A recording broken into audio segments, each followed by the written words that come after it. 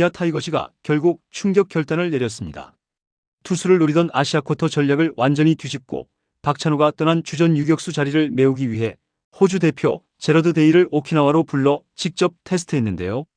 사실상 영입 확정 소식이 전해졌고 이범호 감독은 첫날부터 수비는 최상급이다, 오지환 바로 아래급이라는 말을 꺼낼 정도로 강한 확신을 보였다고 하죠. 일본 2군에서 뛰던 선수를 5일 테스트만으로 주전감으로 판단한 이 파격적인 선택. 기아가 왜 이렇게까지 빠르게 움직였는지, 데일이 과연 박찬호의 공백을 감당할 수 있는 선수인지 이번 영상에서 자세하게 전해드리겠습니다. 박찬호의 이탈은 단순한 전력 손실이 아니었습니다. 기아 입장에서는 144경기 내내 버텨줄 주전 유격수가 하루아침에 사라진 것이죠. 80억이라는 거액을 받은 FA 이적 자체도 충격이었지만 더 큰 문제는 대체자가 당장 보이지 않았다는 점이었습니다.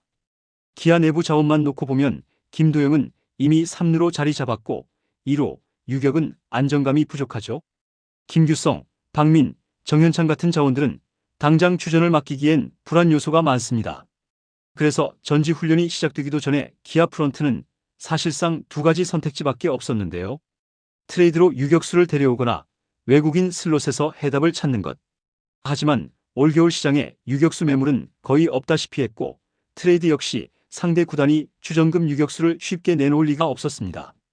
여기서 심재학 단장이 내린 결론은 빠르고 명확했죠. 아시아쿼터로 유격수를 해결하는 수밖에 없다. 원래 기아는 아시아쿼터로 투수를 데려올 계획이었습니다. 대부분의 구단이 그렇게 접근하고 있었죠. 그런데 박찬호의 두산행이 확정되는 순간 기아의 모든 전략이 뒤집혔습니다. 그야말로 비상상황이었고 지금 당장 일본, 대만, 호주 등 아시아권 유격수 리스트를 다시 뒤지는 작업부터 시작됐죠. 그 과정에서 가장 많은 체크리스트를 통과한 이름이 바로 제러드 데일이었습니다. 호주 대표 유격수, 일본 무대 경험, 뛰어난 수비 범위, 강한 어깨, 그리고 무엇보다 아시아 야구에 적응된 선수라는 점이 기아를 움직이게 만들었죠. 유격수는 리그 적응이 느리거나 수비 부담이 큰 선수로는 절대 메울 수 없는 포지션이기 때문에 KBO 경험보다 아시아식 야구 적응력을 우선시한 것입니다.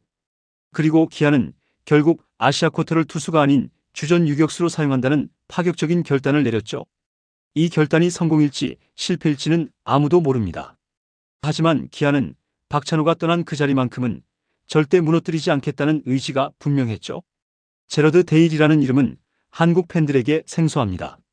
하지만 이 선수의 이력을 하나씩 뜯어보면 기아가 왜 이렇게 빠르게 움직였는지 이해가 되는데요.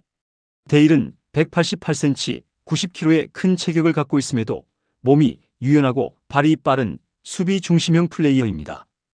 호주를 대표하는 유격수로 WBC와 프리미어십 등 국제대회에서도 꾸준히 대표팀 유니폼을 입었고 일본, 미국 등 아시아와 북미를 오가며 다양한 야구 스타일을 경험한 선수죠. 데일의 커리어는 꽤 드라마틱한데요. 2017년 소프트뱅크 호크스 입단 테스트에서 탈락하며 좌절을 겪었지만 포기하지 않고 2018년 샌디에이고 파드리스와 국제 아마추어 계약을 맺으며 프로 생활을 다시 시작했습니다. 2022년에는 124경기를 소화하며 519타석을 채웠고 시즌 중반 트리플 A까지 올라가는 투지도 보여줬죠. 2024년에는 오릭스 버팔로스의 스프링 캠프에서 입단 테스트를 거쳐 육성 계약을 따냈고 일본 2군에서 타율 2할 9푼 7리, OPS 0.75라는 탄탄한 성적을 냈습니다. 즉 화려한 스타 플레이어는 아니지만 루틴과 성실함으로 버티는 타입이죠. 이범호 감독이 영상을 봤을 때도 실제로 봐도 똑같이 성실하다고 말한 이유도 이 부분입니다. 그리고 무엇보다 기아가 데일에게 눈길을 준 핵심 이유는 수비력인데요. 이범호 감독은 그의 훈련을 직접 본 뒤 이렇게 말했습니다. 큰 키에 비해 몸도 유연하고 어깨도 강하고 푸소크도 좋고 송구도 깔끔하다. 이 정도면 KBO에서도 최상급 수비다. 오지환, 박찬호 바로 아래 클래스다. 기아 입장에서 이 말은 거의 확정을 의미했는데요. 타격은 평균을 약간 웃도는 정도여도 상관없지만 수비에서 실수하지 않는 유격수를 원했기 때문이죠. 즉 제러드 데일은 화려하진 않지만 기아가 당장 필요로 하는 유격수의 필수 요소는 거의 다 갖춘 멀티내야 소화까지 되는 매우 현실적인 선택지였다는 겁니다. 기아의 결정은 충동적인 선택이 아니었는데요.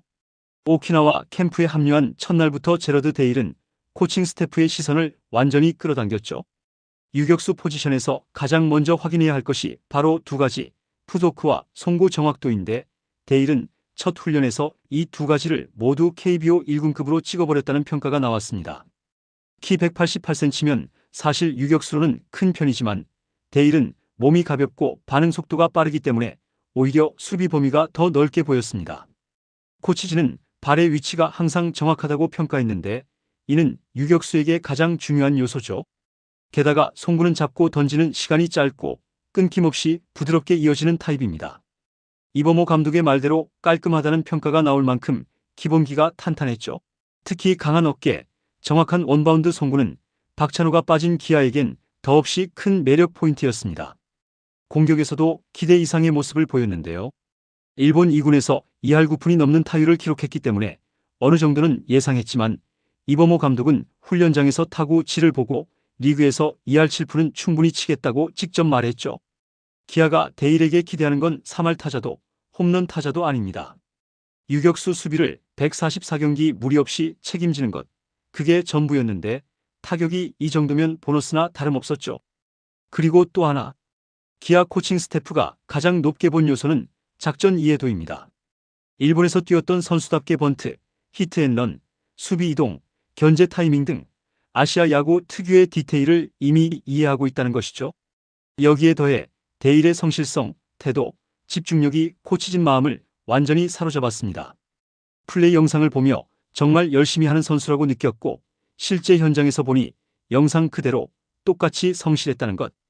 기아는 투수도 타자도 아닌 수비 중심의 유격수를 뽑아야 했고 바로 이런 태도가 결정적으로 작용했죠. 결국 테스트는 형식적인 수준이었습니다. 첫날부터 긍정평가가 쏟아졌고 3일 차쯤에는 이미 코치진 사이에서 이 정도면 된다는 반응이 나왔다고 하죠. 제러드 데일이 사실상 합격점을 받으면서 기아 내야지는 전면적인 재정비에 들어가게 됩니다. 그리고 가장 큰 변화는 단 하나, 이제 김도영의 유격수 플레이는 완전히 사라졌다는 것이죠. 기아 내부에서는 박찬호 이탈 가능성이 언급될 때마다 김도영의 유격수 전환이 꾸준히 이야기되어 왔습니다. 하지만 데일이 주전 유격수로 들어오는 순간 이 옵션은 즉시 삭제될 수밖에 없죠. 이범호 감독 입장에서 김도영은 이미 3루에서 팀의 가장 강력한 공격 옵션이고 수비에서도 점점 안정되어 가는 자원입니다. 즉, 김도영, 3루 고정, 이것이 앞으로도 변하지 않는 기아의 방향이죠. 제러드 데일의 영입은 분명 기아에게 큰 도박입니다. 하지만 동시에 지금 기아가 선택할 수 있는 가장 현실적인 해답이기도 하죠. 그렇다면 이 선택이 성공할 가능성은 얼마나 될까요? 먼저 수비는 거의 확실합니다. 이범호 감독이 직접 KBO 최상급이라고 말한 순간 데일의 수비는 사실상 보증수표가 된 셈이죠. 반대로 가장 큰 변수는 타격입니다. 일본 2군에서 2할 9푼을 쳤다 해도 KBO의 패스트볼, 변화구 패턴은 또 다르죠. 이범호 감독은 2할 7푼은 칠 것이라고 했지만 결국 데일의 성공 여부는 수비, 2할 6푼 타격 조합이 유지되느냐에 달려 있습니다. 또 하나의 리스크는 적응 속도인데요. 한국 야구는 작전 야구, 번트, 수비 이동, 견제 타이밍 등 일본 야구와 비슷하지만 투수 스타일이나 경기 템포는 전혀 다르죠. 적응이 빠르면 대성공, 늦으면 시즌 초반부터 비판이 쏟아질 수밖에 없습니다. 그리고 유격수는 실수가 단 한 번만 나와도 팬 여론이 크게 흔들리는 자리입니다. 그럼에도 불구하고 데일이 가진 장점, 강한 어깨, 넓은 수비 범위, 유연성, 멀티 포지션, 성실함이 모두 사실이라면 박찬호가 남긴 공백을 최소한 수비 기준에서는 확실히 메울 수 있다는 판단이 기아 내부에서 나오는 것도 사실이죠. 정리하자면 제러드 데일 영입은 성공하면 엄청난 대박, 실패하면 비난 폭발이 따라오는 선택입니다. 하지만 분명한 건 기아는 지금 이 순간 유격수 공백을 어떤 방식으로든 메워야 했고 데일은 그 많은 후보 중 가장 안정적이면서도 가장 현실적인 카드였죠. 과연 이 선택이 2026 시즌 기아의 운명을 어디로 이끌지 이제는 결과만 남았습니다. 여러분은 어떻게 보십니까? 제러드 데일이 박찬호의 공백을 메울 수 있다고 보시나요? 이번 영상은 여기서 마치겠습니다. 재밌게 보셨다면 구독과 좋아요, 알림 설정 부탁드려요. 그럼 오늘도 시청해주셔서 감사합니다.